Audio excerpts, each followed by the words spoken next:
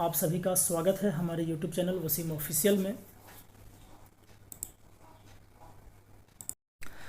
आज फिर हम हाजिर हैं एक नए वीडियो के साथ। इस वीडियो का टॉपिक है कि बिहार जाति आधारित गणना द्वितीय चरण में जो प्रपत्र को भरना है उस प्रपत्र को हम कोड के साथ कैसे भरेंगे, इससे संबंधित आज हम इस वीडियो के माध्यम से जानकारी दे रहे हैं। तो चलिए वीडियो को शुरू करने से पहले एक छोटा सा काम कर लें कि आप हमारे नए व्यूअर हैं तो हमारे चैनल को सब्सक्राइब कर लीजिए। अगर हमारे सब्सक्राइबर हैं तो हमारे चैनल को और भी साथियों तक पहुँचाने की कृपा कीजिए। तो चलिए बिना देर किए हुए शुरू करते हैं। देखिए,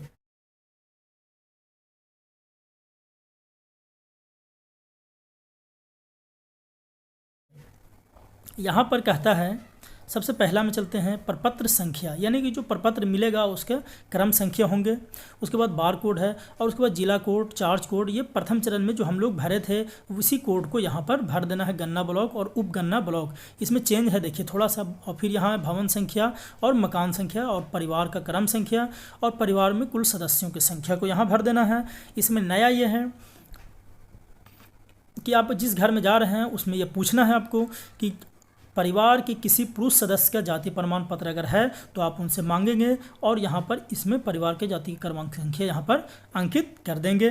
उसके बाद कहता है गांव मोहल्ला का नाम, वर्तमान पता, यानी कहता है हरदिया सेक्टर बी, यानी कि जहाँ का होगा वहाँ आप लिखेंगे। उसके बाद कहता है पिन कोड इसमें लिख देंगे।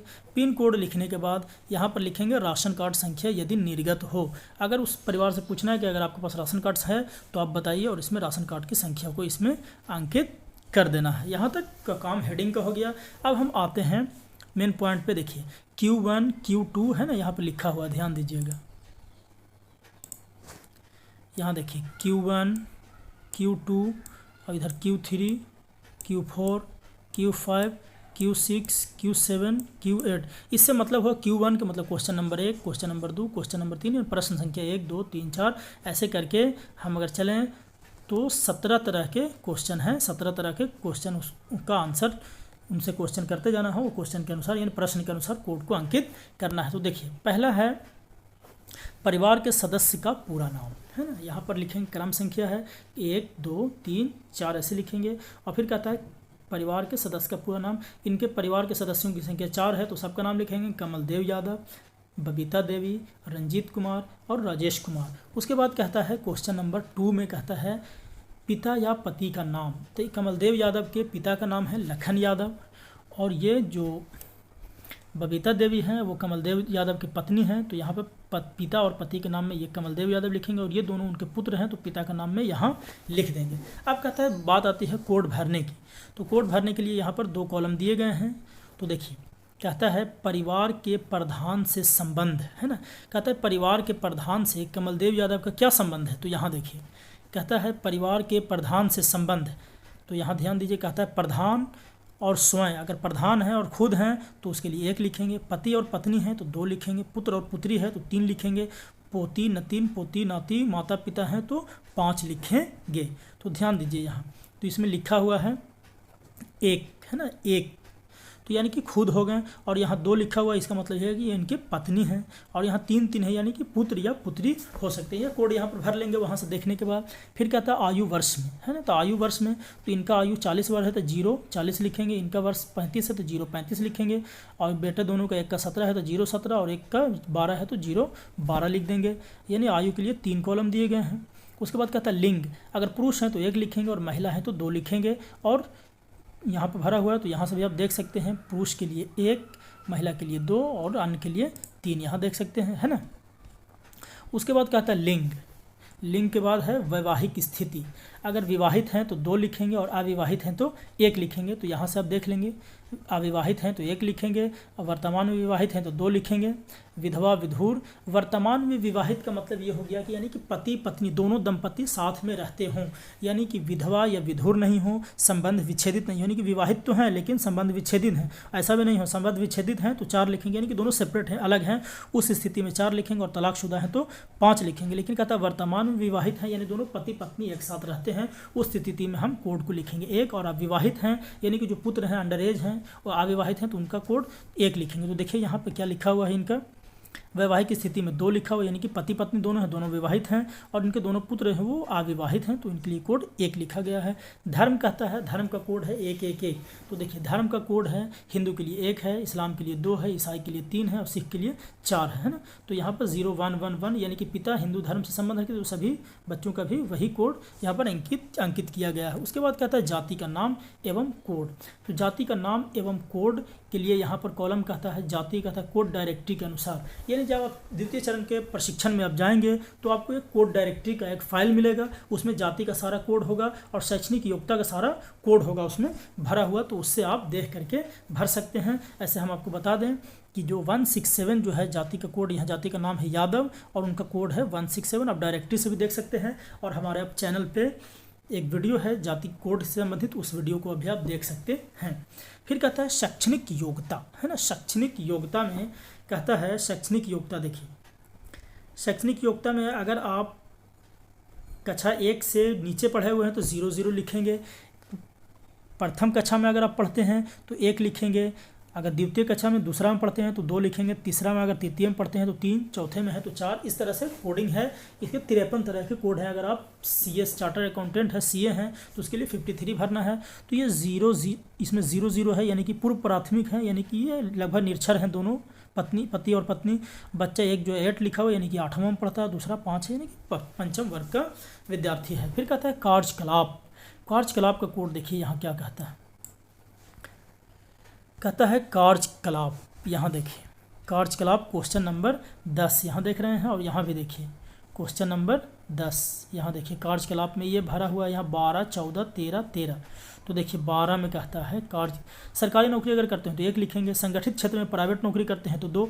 तो संगठित क्षेत्र का मतलब है जहाँ पे उनका EPF नंबर जारी किया जाता हो उसको हम संगठित क्षेत्र कहते हैं। आप संगठित क्षेत्र प्राइवेट नौकरी यानी दिहाड़ी जैसे भी हो उस तरह का मजदूरी करते हो तो 3, स्वरोजगार खुद के बिजनेस है तो 4 लिखेंगे, काश्तकार हैं तो 5 लिखेंगे और खेतीहर मजदूर हैं तो इसके लिए कोड है 6 और निर्माण मजदूर हैं तो 7, अन्य मजदूर हैं तो 8, मिस्त्री हैं तो 9 और भिखारी हैं तो 10, कचरा बिनने का काम करते हैं तो 11 और अन्य हैं तो 12, विद्यार्थी हैं तो 13, गृहिणी हैं तो 14 और अन्य कुछ नहीं करते हैं तो 15। तो इनका देखिए इनका भरा हुआ है, इन्होंने अपना कोड बताया। देखिए कार्यकलाप में इनका 12 है, उनकी पत्नी का 14 है। तो 12 क्या संबंध रखता है 12 से, 12 का मतलब हो गया, देखिए 12 का मतलब हो गया इन सब में से, यानी इन में से कुछ नहीं यानी दूसरे तरह का काम करते हैं। और इनकी पत्नी का है 14 यानी गृहिणी है और बच्चों का है 13 यानी कि ये बच्चे विद्यार्थी हैं। तो यहाँ लिखा हुआ है 13, है ना। यहाँ तक समझ में आ गया होगा आपको। देखिए यहाँ 13 लिखा हुआ है, इसमें आप देख सकते हैं 13, 13, 14, 12 है ना। ये अन्य है, ये गृहिणी है, ये विद्यार्थी हैं। फिर कहता है आवासीय स्थिति। आवासीय स्थिति का मतलब ये हुआ, देखिए आवासीय स्थिति में कहता है पक्का मकान हो, 2 या 2 से अधिक कमरा हो तो कोड 1 लिखेंगे। देखिए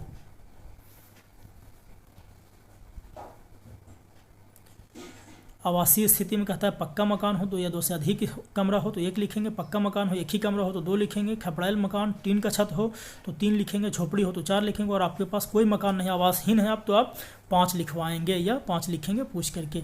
तो यहाँ देखिए आवासीय स्थिति में 1-1 है यानी कि इनका पक्का मकान है और 1 से 2 से अधिक कमरे भी हैं। फिर कहता है आवासीय, यहाँ पर फिर कहता है अस्थायी प्रवासी स्थिति, इसमें 1-1-1 लिखा हुआ है, 1-1-1 देखिए अस्थायी प्रवासी स्थिति का क्या मतलब होता है तो ध्यान दीजिए। यहाँ अस्थायी प्रवासी स्थिति का मतलब लागू नहीं का 1 लिखेंगे। अब जो बिहार में अपने जगह को अपने यानी पैतृक स्थान को छोड़ करके बिहार के अन्य स्थान पर नौकरी या रोजगार करते हैं तो 2 लिखेंगे। बिहार के अन्य स्थान पर अगर शिक्षा प्राप्त करते हैं तो 3 लिखेंगे और अन्य राज्य में यानी बिहार छोड़ के झारखंड, उड़ीसा, बंगाल कहीं भी रह करके अगर नौकरी या रोजगार करते हैं तो 4 लिखेंगे। अन्य देश में नौकरी या रोजगार करते हैं तो 5 लिखेंगे और अन्य देश में शिक्षा अगर प्राप्त अन्य राज्य में शिक्षा प्राप्त करते हैं तो 6 लिखेंगे और अन्य देश में शिक्षा अगर प्राप्त करते हैं तो 7 लिखेंगे। तो इनका कोड क्या है, लागू नहीं 1, यानी कि ये जहाँ घर पे रहते हैं वहीं अपना रोजगार करते हैं, कुछ भी करते हैं। तो इनके लिए क्या लिखा गया है यहाँ 1-1-1, सब अपने स्थान पर ही रहते हैं।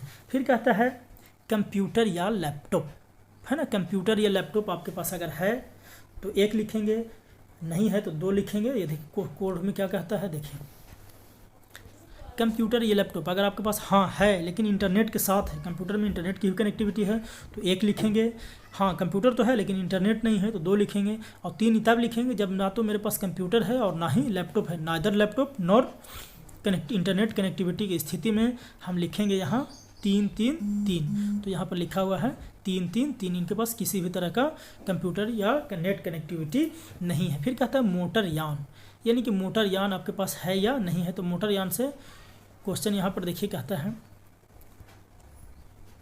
मोटर यान में कहता है अगर 2 पहिया हो तो 1 लिखेंगे, 3 पहिया तो 2, 4 पहिया तो 3, ट्रैक्टर है तो 4 लिखेंगे, और 6 पहिया या अधिक वाहन अधिक चक्के वाली गाड़ी है तो 5 लिखेंगे, और आपके पास कुछ नहीं है तो 6 लिखेंगे। तो यहाँ कहता है मोटर यान, मोटर यान में इनका 6 लिखा हुआ, यानी कि इनके पास कुछ भी नहीं है। फिर कहता है कृषि भूमि, अगर कृषि करने के लिए भूमि है तो इसके लिए कोड देखिए यहाँ क्या कहता है। कृषि भूमि अगर आपके पास शून्य जरा भी नहीं है तो 1 लिखेंगे, शून्य से अधिक 50 डिसमिल है तो 2 लिखेंगे। इसमें से कोड आप देख के भर लेंगे। तो देखिए कृषि भूमि में इन्होंने लिखवाया है कृषि भूमि में 1, यानी इनके पास कुछ भी कृषि करने के लिए नहीं है। फिर कहता है आवासीय भूमि, यानी कि घर बनाने का ज़मीन कैसा है, तो कहता है आवासीय भूमि। आवासीय भूमि में कहता है कि भूमिहीन है तो 1 लिखेंगे, अगर 5 डिसमिल तक ज़मीन है तो 2 लिखेंगे। तो इसमें से कोड देख लेंगे। तो इन्होंने अपना आवासीय भूमि में क्या लिखा, 2, यानी कि इनके पास कम से कम 1 या अधिक से अधिक 5 डिसमिल का ज़मीन है। फिर कहता है सभी स्रोतों से मासिक आय, यानी कि सभी स्रोतों से इनका मंथली इनकम कितना है ना। मंथली इनकम का भी कोड यहाँ पर दिया हुआ है। अब देखिए यहाँ पर देखिए रुपया 0 से अधिक और 6,000 तक अगर कमाते, 6,000 तक कमाते हैं तो 1, 10,000 तक अगर आमदनी है आपकी तो 2, 20,000 तक, 10,000 से 20,000 तक तो 3, 20,000 से 30,000 तक तो 4। इसमें से कोड भरना है। तो इन्होंने अपना कोड अंकित करवाया है मासिक स्रोतों में 1 का मतलब है कि इनका रुपये 0 से 6,000 रुपये तक इनका आमदनी है, यानी 0 से लेकर के 6,000 रुपये तक इनकी आमदनी है। तो इसमें कोड इनका है 1। उसके बाद कहता है 8 8 8, सब में 8 भरा हुआ है। तो 8 का मतलब हो गया, देखिए 8 में कहता है कार्यकलाप कोड 13-15 लागू नहीं है। ध्यान दीजिएगा, ये बड़ा ही इंटरेस्टिंग पॉइंट है, तो हम इस पर थोड़ा सा चर्चा कर लेते हैं। ये जो देख रहे हैं कार्यकलाप कोड 13-15 लागू नहीं है, तो 8 है इसके लिए। तो कार्यकलाप कोड में अब चलेंगे हम यहाँ पर कार्यकलाप में। देखिए कहता है 8, यहाँ पर कार्यकलाप में 13 और 15, 13-15 में देखिए 13 नंबर में कहता है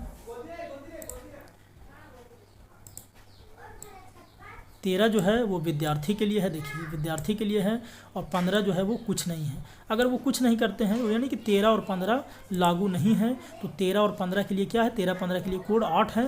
तो इनके जगह पर हम यहाँ पे 8 भर देंगे, यानी कि ये तो गृहिणी है और ये विद्यार्थी हैं, तो इनके लिए 8 भरेंगे। फिर कहता है आधार संख्या स्वेच्छा से, अगर परिवार का आधार संख्या है, अगर वो देने के लिए इच्छुक हैं तो आप इसमें सभी का आधार संख्या को भर लेंगे। उसके बाद हम आखिरी पॉइंट पे चलते हैं नीचे, ये कोड का विवरण है। फिर यहाँ कहता है जो परिवार के मुखिया होंगे वो घोषणा पर साइन करेंगे, सिग्नेचर करेंगे या अंगूठे का निशान लगाएंगे। कहता है मैं घोषणा करती हूँ कि मेरे द्वारा परिवार के संबंध में जो उपरोक्त सूचना दी गई है, कहता है वह मेरी जानकारी एवं और विश्वास में सत्य, और इसमें किसी सदस्य की गणना अन्यत्र नहीं कराई गई। यानी ये घोषणा दे रहे हैं कि यानी मेरे परिवार में जो सदस्य हैं मैंने उसका गणना जो है एक ही जगह पर कराई और दूसरी जगह नहीं कराई है, और जो भी उपर्युक्त जानकारियां हैं वो मेरे अनुसार सत्य हैं। और फिर वहाँ उनका एक सिग्नेचर यहाँ पर लेना है। और हम यहाँ फिर कहता है परिवार के प्रधान का क्रम संख्या। तो देखिए अभी हम बात कर रहे थे प्रधान, तो परिवार का प्रधान में कमलदेव यादव ही हैं, क्योंकि यहाँ कोड इनका हम भरे थे 1। यहाँ देखिए प्रधान यानी कि कोड 1 है, तो और इनका क्रम संख्या कितना है, 1 है। तो इनका क्रम संख्या की जगह पे कहता है परिवार के प्रधान कौन है, तो 1, तो यहाँ पर लिखेंगे 0-1। स्थिति इसमें ये भी पैदा हो सकती थी कि परिवार में ये रंजीत कुमार जो है, मान लिया कि ये होते परिवार का प्रधान, हो सकता है प्रधान होते, ये मान लीजिए कि ये रंजीत कुमार प्रधान होते, है ना। तो इस स्थिति में होता क्या कि प्रधान होते, तो यहाँ पर देखिए यहाँ पर कोड जो 3 है वहाँ पे भरते 1, है ना। और ये इनके कमलदेव यादव इनके पिता हैं या माता पिता की स्थिति में अगर इनको प्रधान अगर बनाया जाता तो उस स्थिति में होता ये कि देखिए प्रधान के लिए तो 1 भरा था और माता पिता के लिए 5। तो इन दोनों में देखिए यहाँ पर अगर 1 भरते, इसमें यहाँ 1 भरते, तो इन दोनों के लिए कोड हो जाता 5। और यहाँ पर जो प्रधान का क्रम संख्या था वो 1 से बदल कर 3 कर देते, क्योंकि ये 3 नंबर का जो रंजीत कुमार है वही घर का प्रधान है, तो यहाँ पर क्रम संख्या 3 कर देते। अब कहता है इनसे साइन लेना है परिवार के प्रधान का, उसके बाद जो परगणक हैं वो अपने दिनांक के साथ हस्ताक्षर करेंगे और पर्यवेक्षक हस्ताक्षर करेंगे और ये आपका फॉर्म जो हो गया वो फाइनल हो गया। तो चलिए, अंतिम से पहले एक छोटा सा रिक्वेस्ट है कि आप हमारे चैनल को फिर से अगर सब्सक्राइब नहीं किए हैं तो हमारे चैनल को कर लीजिए सब्सक्राइब। अगर हमारे सब्सक्राइबर हैं तो हमारे वीडियो को, हमारे चैनल को लोगों तक शेयर कीजिए। तब तक के लिए दीजिए इजाज़त, फिर मिलते हैं हम एक नए वीडियो के साथ। धन्यवाद साथियों।